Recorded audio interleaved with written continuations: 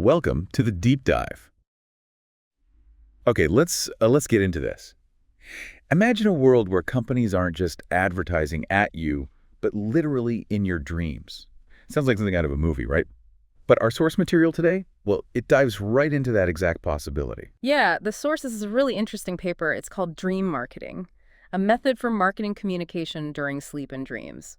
The author is Mehran Surf, who's a professor of neuroscience and business. And our mission here for this deep dive is to explore what this dream marketing thing actually is. How the science, at least according to this paper, suggests it might work. What the potential upsides and downsides could be, and maybe the biggest piece, the ethical questions. Huge ethical questions. You've provided the source, and we're here to help you unpack it. And, here's what grabs you right away. This isn't just some theoretical lab idea discussed in the paper. It specifically says that marketing people, practitioners, are actually already looking into this, exploring the space. Wow, okay. So it's not future fantasy, it's potentially happening now. Yeah. That definitely makes it relevant. So maybe before we get into the how, we should look at, how we even got here. A bit of history on studying dreams, and then the modern stuff that makes this feel less like fiction. Right. Humans have been obsessed with dreams forever, basically. A millennia. The source mentions everything from, ancient history right up to Freud. But for ages, studying dreams really just meant asking people what they remembered. Subjective reports. Which has problems, yeah. The source points that out. Our memories aren't perfect recorders. Like that example in the paper, people saying they dreamed in black and white back when movies were black and white. Then suddenly, color dreams. Exactly. Or people with specific conditions, like being blind from birth, reporting only sounds, or those with face blindness, prosopagnosia, seeing no faces in dreams. So asking people was useful for, exploring the mind, but maybe not for getting at the raw dream itself. But neuroscience, recent advances there, that's changed the game. Completely. That's the key thing. Because now scientists can actually watch dreams happening. Yeah. In real time. Yes. Using tools like EEG to see the brain waves, they can spot the patterns linked to dreaming. And maybe even more striking, the paper talks about decoding some dream content while someone's still asleep, without asking them afterwards. So you don't just have to rely on their memory anymore. Right. It gets closer to the actual experience. And it's not just watching. They can, change things? Yeah, the research cited suggests it's possible to actually manipulate dream content, trigger specific states like lucid dreaming, and even, get this, communicate back and forth with dreamers in real time during REM sleep. Hold on, real-time communication while someone is dreaming. That sounds pretty wild. It does, but the studies cited in the paper document it. And it's these capabilities, observing, decoding, influencing, communicating, that kind of technically crack open the door for something like dream marketing. Okay, so the science is maybe, possibly, pointing towards feasibility. How would this dream marketing actually work then, according to the paper? It seemed like there were, 4 big hurdles? That's right. 4 main challenges to overcome for this proposed method. First, you got to know when they're dreaming. Identify that state reliably. Second, you need a way to stimulate them, get some information in without waking them. Third, that stimulation needs to actually do something specific in the brain, engage a function. And fourth, whatever you put in there needs to stick somehow. It has to affect their behavior later when they're awake. Okay, let's take challenge 1. Knowing when they're dreaming. How do you do that? Well, dreams are much more likely and more vivid during REM sleep, rapid eye movement sleep. And you can spot REM. The brain waves on an EEG look kind of like awake. Brain waves high frequency, low amplitude. Plus, you see the actual rapid eye movements with EOG electrodes. So you need lab gear. Traditionally, yes. But the paper makes a point that the tech is getting simpler and cheaper. Even just one EEG electrode on the forehead might do for basic REM detection. Smartwatches aren't super accurate yet for this, but the tech needed for real-time detection, the kind you'd need for stimulation, it's getting better. The paper sort of suggests that if companies really push this, accuracy could get really high. Right, okay, so challenge 2, stimulating the sleeping brain. How do you get an ad or a feeling in there without waking them? The most reliable ways mentioned seem to be using senses, specifically smell and sound, olfactory and auditory cues. Visual stuff tends to wake people up.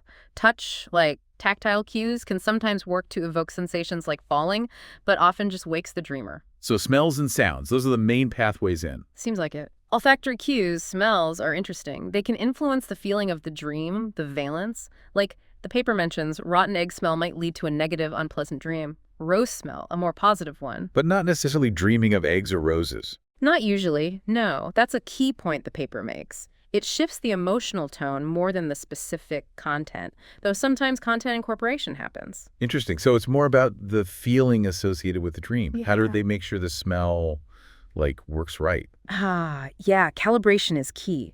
They'd need to test smells with the person beforehand, figure out what's pleasant, what's not, find the right strength. Too strong, you wake up. Too weak, nothing happens. The paper mentions a moderate level, like a 6 out of 10 intensity, often works in research. And could you link that to a product, like a specific brand smell? The source suggests two ways. You could use an existing association, maybe a very unique detergent smell, or you could try to create an association before sleep, like repeatedly show someone a product image while they smell a specific scent. Pre-sleep conditioning. What about poking the brain directly, not just senses? That's the other route discussed. Yeah, non-invasive neural stimulation, using things like TMS, transcranial magnetic stimulation. TMS. It uses a magnetic coil near the head to sort of gently influence activity in targeted brain areas. And the paper actually gets pretty specific here, suggesting which areas might be targeted for different functions. Like what kind of functions? Things like memory consolidation, regulating emotions, boosting attention, or even helping someone achieve a lucid dream state. It even mentions specific brain regions and stimulation frequencies in a table. It gives a sense of the potential precision they're thinking about. So potentially guiding a lucid dream, making someone aware they're dreaming, and then feeding them commercial ideas. That's the theoretical possibility, yes. If someone's lucid, they might be able to consciously engage with inputs. The paper points to studies where lucid dreamers could, receive signals from experimenters and act on them within the dream, so maybe guiding that interaction towards a product or experience. Wow. The source mentioned invasive methods, too. Implants. It does, yeah. Neural implants that require surgery. But it emphasizes these are currently for serious medical conditions, epilepsy, Parkinson's. While their clinical use is growing, the paper views them as pretty unlikely tools for marketers anytime soon. Too invasive, too costly. Makes sense. Okay, so you found the dream state. You've got ways to stimulate. Great. Challenge 3 was making it meaningful, linking it to a desired behavior. Exactly. It's not just about flashing a logo in a dream. The core idea here is unconscious conditioning during sleep. Linking that stimulus, the smell, the sound, whatever, to a feeling or an impulse you want them to have later. The paper gives that striking example, pairing the smell of cigarettes with a disgusting smell, rotten eggs, while people slept, And that actually reduced smoking. by about 30% in the following days, according to the study cited. A significant behavioral shift. And people weren't even aware this conditioning was happening during sleep. Right. The paper notes that this lack of conscious awareness can make the resulting behavior change even stronger than if you tried to persuade them while awake. So, the mechanism is pairing your product cue with something pleasant, maybe a competitor's cue with something unpleasant, trying to shape preference or action. Okay, the last hurdle. Challenge 4. Making it stick, cementing it. Dreams fade so fast. How do you ensure this whole process actually impacts waking behavior? Yeah, that's crucial. The paper talks about a couple of ways to think about this. One idea, maybe a bit optimistic, is that some sleep manipulations are just powerful enough on their own to change behavior later.